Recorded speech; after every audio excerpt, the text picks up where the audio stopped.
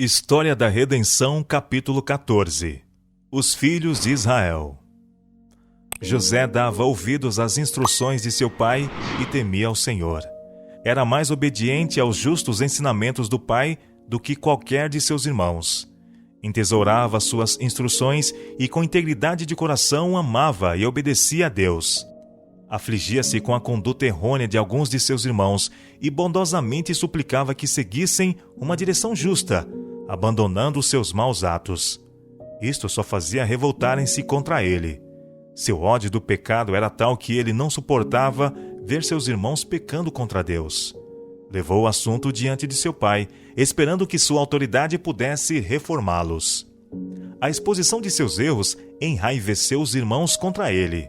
Tinham observado o grande amor do pai por José e sentiram inveja dele. Essa inveja se transformou em ódio e, finalmente, na disposição de matar. O anjo de Deus instruiu José em sonhos, o que ele inocentemente relatou aos seus irmãos. Eis que estávamos atando molhos no meio do campo, e eis que o meu molho se levantava e também ficava em pé. E eis que os vossos molhos o rodeavam e se inclinavam ao meu molho. Então lhe disseram seus irmãos: Tu, pois, deveras reinarás sobre nós? Tu deveras terás domínio sobre nós? Por isso, tanto mais o aborreciam por seus sonhos e por suas palavras. E sonhou ainda outro sonho, e o contou a seus irmãos, e disse: Eis que ainda sonhei um sonho, e eis que o sol e a lua e 11 estrelas se inclinavam a mim. E contando a seu pai e a seus irmãos, repreendeu o seu pai, e disse-lhe: Que sonho é este que sonhaste? Porventura viremos, eu e tua mãe e teus irmãos, a inclinar-nos perante ti em terra? Seus irmãos, pois, o invejavam. Seu pai, porém, guardava este negócio no seu coração. José no Egito. Os irmãos de José tinham o propósito de matá-lo, mas finalmente se contentaram em vendê-lo como escravo, para evitar que se tornasse maior do que eles. Pensavam tê-lo colocado onde não seriam mais atormentados com seus sonhos e onde não haveria possibilidade para seu cumprimento. Mas a própria conduta que seguiram, Deus utilizou para fazer cumprir aquilo que desejavam jamais viesse a ocorrer, que ele tivesse domínio sobre eles. Deus não deixou José ir sozinho para o Egito. Anjos prepararam o caminho para sua recepção. Potifar, o oficial de Faraó, capitão da guarda, comprou dos ismaelitas. E o Senhor esteve com José, prosperando-o e dando-lhe o favor de seu senhor, pelo que todas as suas posses foram confiadas aos cuidados de José. Potifar deixou tudo o que tinha na mão de José, de maneira que de nada sabia do que estava com ele, a não ser do pão que comia. Era considerado uma abominação um hebreu preparar alimento para um egípcio.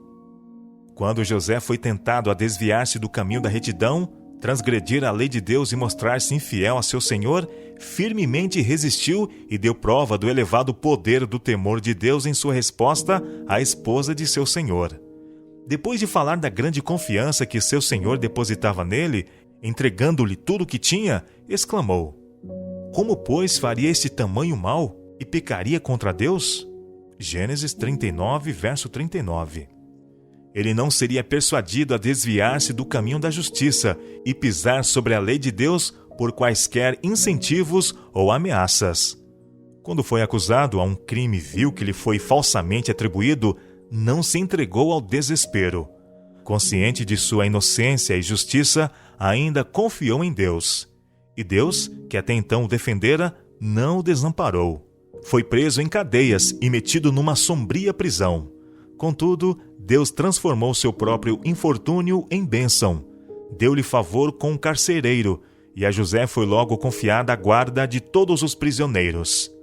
Aqui está um exemplo para todas as gerações que venham a existir sobre a terra.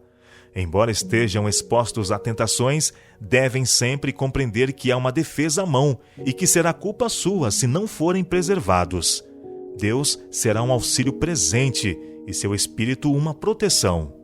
Embora cercados das mais severas tentações, há uma fonte de energia a qual podem recorrer para resistir a elas. Quão violento foi o assalto à moral de José! Veio de alguém de influência. alguém que era o máximo em habilidade para conduzi-lo ao descaminho. Contudo, quão pronta e firmemente foi ele resistido. José sofreu por sua virtude e integridade, pois aquela que pretendia desencaminhá-lo vingou-se da virtude que não pôde subverter e, pela sua influência, causou o seu lançamento na prisão, acusando-o de um grave erro. Aqui José sofreu porque não abriu mão de sua integridade. Tinha colocado sua reputação e interesse nas mãos de Deus. Embora fosse submetido à aflição por algum tempo, a fim de ser preparado para uma importante posição, Deus manteve a salvo aquela reputação denegrida por uma ímpia acusadora e, posteriormente, quando Deus considerou oportuno, fê-la resplandecer. Mesmo na prisão, Deus preparou o caminho de sua elevação. A virtude, a seu tempo, alcançará sua própria recompensa. O escudo que cobriu o coração de José era o temor de Deus, o qual o levou a ser fiel e justo para com seu Senhor e leal a Deus. Embora José fosse exaltado como governador sobre toda a terra, não se esqueceu de Deus. Sabia que era estranho numa terra estranha, separado de seus pais e irmãos, o que frequentemente lhe causava tristeza, mas cria firmemente que a mão de Deus tinha dirigido o seu caminho para colocá-lo numa posição importante. Confiando em Deus continuamente, desempenhou com fidelidade todos os deveres de seu ofício como governador da terra do Egito. José andava com Deus. Não seria persuadido a desviar-se da vereda da justiça e transgredir a lei de Deus por nenhum incentivo ou ameaça. Seu domínio próprio e paciência na adversidade e sua inquebrantável fidelidade foram deixados em registro para benefício de todos os que posteriormente vivessem na terra. Quando os irmãos de José reconheceram diante dele o seu pecado, liberalmente ele lhes perdoou e mostrou, pelos seus atos de benevolência e amor, que não abrigava ressentimentos pela maneira cruel com que agiram em relação a ele. Dias de prosperidade. Os filhos de Israel não eram escravos. Nunca tiveram de vender o seu gado, suas terras e a si mesmos a Faraó por alimentos, como muitos egípcios tinham feito. A eles tinha sido concedida uma parte da terra onde habitar, com seus rebanhos e gado, em consideração ao serviço prestado por José ao reino. Faraó apreciou sua sabedoria no uso de todas as coisas concernentes ao reino, especialmente na preparação para os longos anos de fome que viriam sobre a terra do Egito. Sentia que todo o reino era devedor de sua prosperidade ao sábio comando de José, e, como sinal de sua gratidão, disse a José: "A terra do Egito está diante da tua face. No melhor da terra faze habitar teu pai e teus irmãos. Habitem na terra de Gozém. E se sabes que entre eles há homens valentes, os porás por maiorais do gado, sobre o que eu tenho." E José fez habitar seu pai e seus irmãos, e deu-lhes possessão na terra do Egito, no melhor da terra, na terra de Ramsés, como Faraó ordenara. E José sustentou de pão a seu pai, a seus irmãos e a toda a casa de seu pai, segundo as suas famílias. Gênesis capítulo 47, versos 11 e 12. Nenhum imposto foi requerido do pai e irmãos de José pelo rei do Egito, e a José foi concedido o privilégio de supri-los liberalmente de alimento. O rei disse aos governadores: "Não somos devedores ao Deus de José e a ele e a este liberal suprimento de alimentos? Não é por causa da sua sabedoria que temos assim abundantemente? Enquanto outras terras estão perecendo, temos em quantidade." Sua administração tem grandemente enriquecido o reino. Sendo, pois, José falecido e todos seus irmãos e toda aquela geração, os filhos de Israel frutificaram e aumentaram muito e multiplicaram-se e foram fortalecidos grandemente, de maneira que a terra se encheu deles. Depois levantou-se um novo rei sobre o Egito, que não conhecera a José, o qual disse a seu povo: "Eis que o povo dos filhos de Israel é muito e mais poderoso que nós. Eia, usamos sabiamente para com ele, para que não se multiplique, e aconteça que, vindo guerra, ele também se ajunte com os nossos inimigos e peleje contra nós e suba da terra." Êxodo capítulo 1, versos 6 a 10. A opressão. Este novo rei do Egito compreendia que os filhos de Israel prestavam um grande serviço ao reino. Muitos deles eram capazes e entendidos operários, e ele não estava disposto a perder seu trabalho. Este novo rei incluía os filhos de Israel naquela classe de escravos que tinham vendido seus rebanhos, suas terras e eles próprios ao rei. E puseram sobre eles maiorais de tributos para os afligirem com suas cargas, porque edificaram a Faraó cidades de tesouros, Pitom e Ramsés.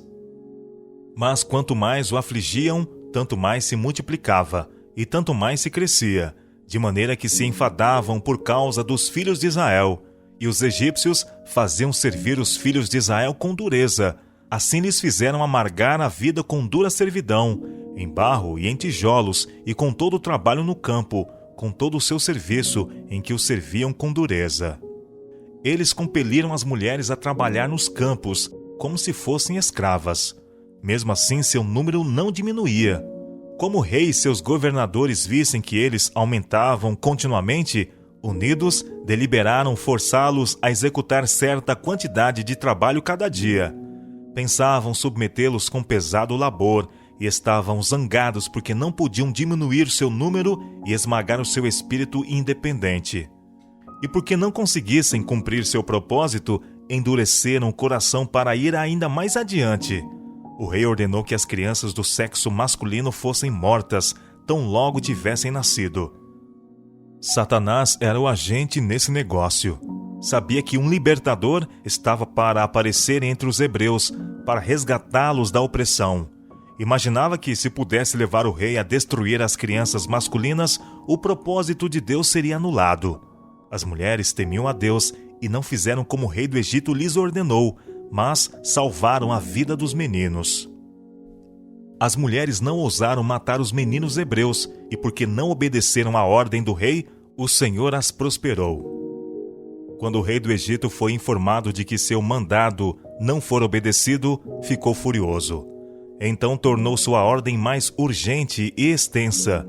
Conclamou o povo a guardar uma estrita vigilância, dizendo: quando ajudardes no parto as hebreias e as virdes sobre os assentos, se for filho, matai-o, mas se for filha, então viva. Êxodo capítulo 1, verso 16. Moisés. Quando este cruel decreto estava na sua maior força, nasceu Moisés.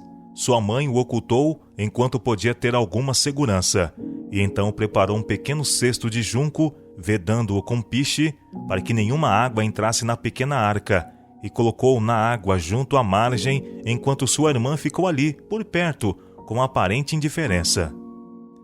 Vigiava ansiosamente para ver o que aconteceria a seu irmãozinho. Os anjos também o vigiavam, para que nenhum dano ocorresse à indefesa criança, ali colocada por uma amorosa mãe e confiada ao cuidado de Deus por suas ferventes orações entremeadas de lágrimas. E esses anjos guiaram os passos da filha de Faraó para o rio, bem perto de onde fora deixado o pequeno e inocente desconhecido. Sua atenção foi atraída para o pequeno e estranho cesto, e ela mandou que uma de suas criadas fosse buscá-lo. Quando removeu a tampa do pequeno cesto singularmente construído, viu um lindo bebê, e eis que o menino chorava, e moveu-se de compaixão dele. Sabia que uma terna mãe hebreia tinha seguido este método peculiar para preservar a vida de seu bem-amado bebê, e decidiu de uma vez que ele seria seu filho. A irmã de Moisés imediatamente veio em sua direção e perguntou: irei eu a chamar uma das hebreias que crie este menino para ti? E a filha de Faraó disse-lhe: vai. Alegremente correu a irmã à sua mãe e relatou-lhe as felizes novas, e conduziu-a a toda pressa à filha de Faraó, que entregou a criança à mãe para criá-la, sendo liberalmente paga para criar seu próprio filho.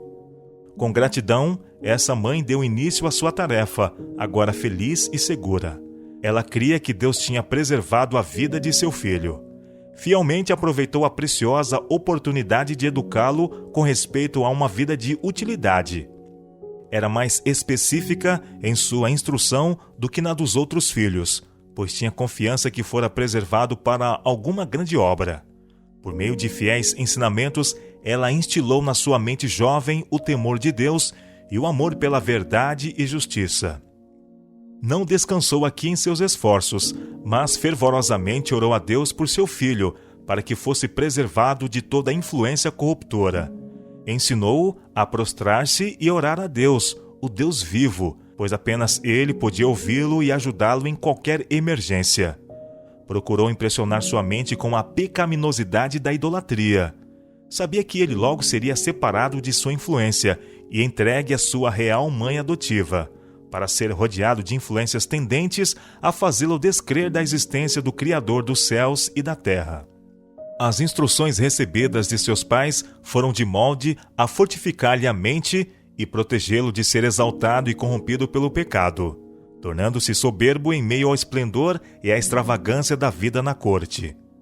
Possuía mente clara e coração compreensivo, e nunca perdeu as piedosas impressões recebidas na juventude. Sua mãe conservou tanto quanto pôde, mas foi obrigada a separar-se dele quando tinha cerca de 12 anos, tornando-se ele, então, o filho da filha de Faraó. Aqui Satanás foi derrotado.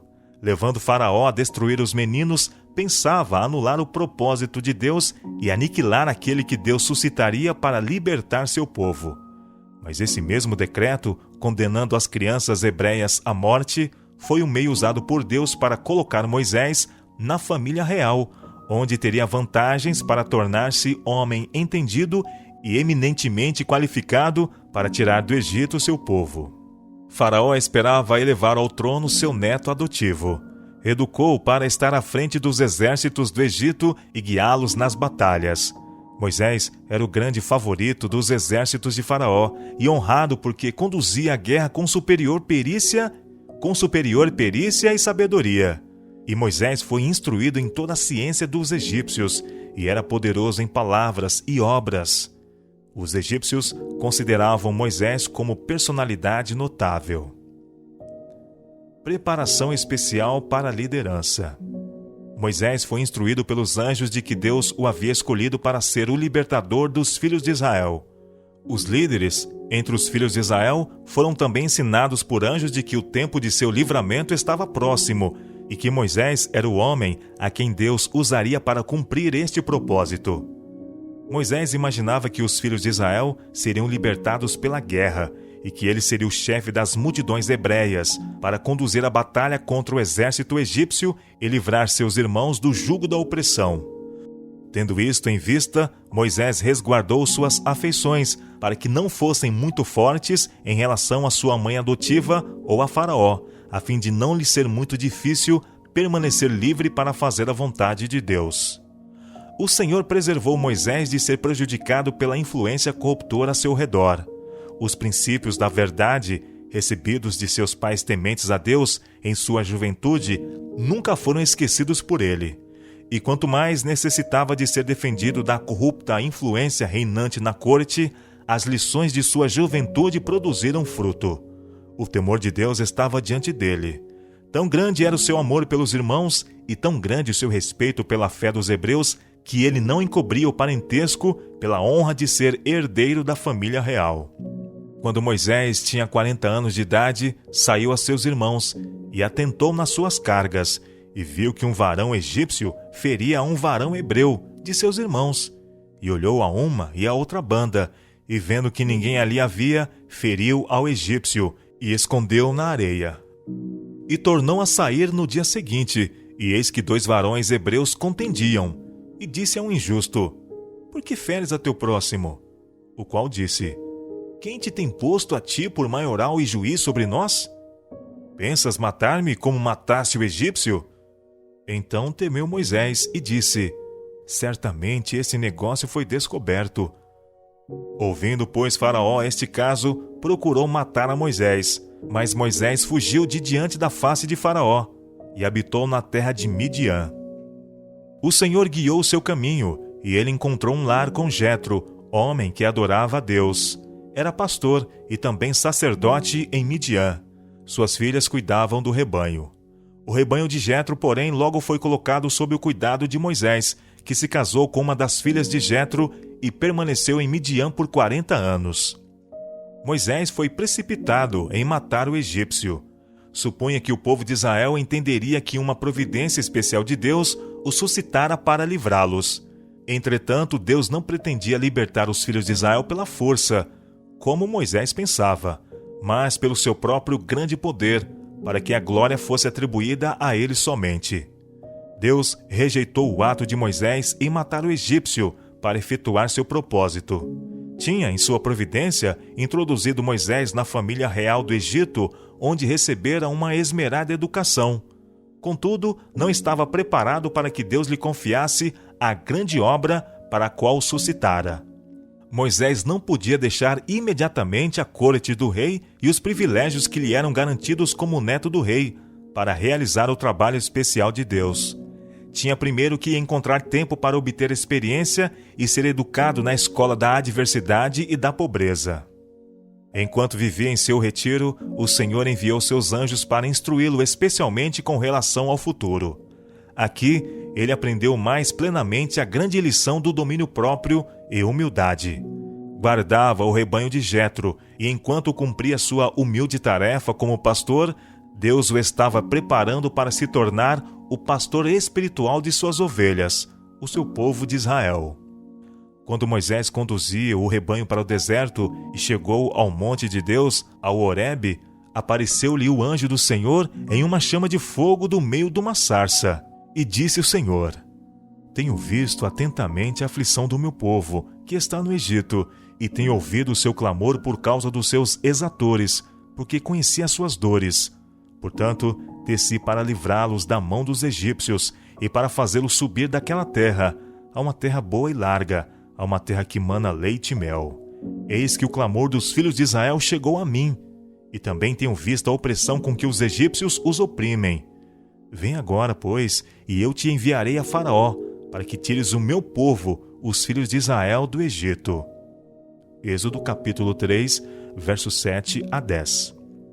Chegara o tempo em que Deus queria que Moisés trocasse o cajado de pastor pela vara de Deus, a qual ele tornaria poderosa em realizar sinais e maravilhas, livrando o seu povo da opressão e guardando-o quando perseguido por seus inimigos. Moisés concordou em realizar esta missão. Primeiramente visitou o sogro e obteve sua licença para ele e a família voltarem ao Egito. Não se atreveu a contar a Jetro sua mensagem para Faraó, temendo que ele relutasse em deixar sua esposa e filhos o acompanharem em tão perigosa missão. O Senhor fortaleceu-o e removeu seus temores, dizendo: Volta para o Egito, porque todos os que buscavam a tua alma morreram. Êxodo capítulo 4, verso